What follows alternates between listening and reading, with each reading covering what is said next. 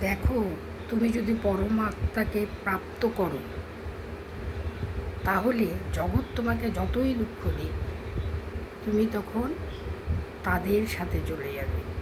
কারণ পরমাত্মা খুব শক্তিশালী, তাদের সাথে চলে যাবে, তাদের সাথে থাকবে।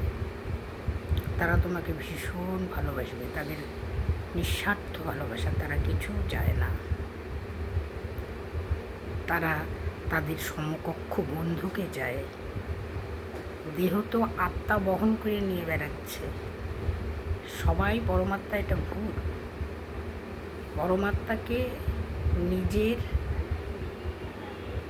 ভেতরে প্রাপ্ত করতে হয় এবং আত্মাকে শুদ্ধ করে পরমাত্মায় নিয়ে যেতে হয়।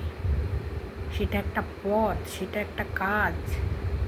সেটা যদি করা যায় তাহলে অবশ্যই সবাই ভালো থাকবে।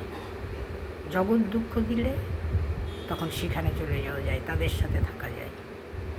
তার মতো আনন্দ আছে?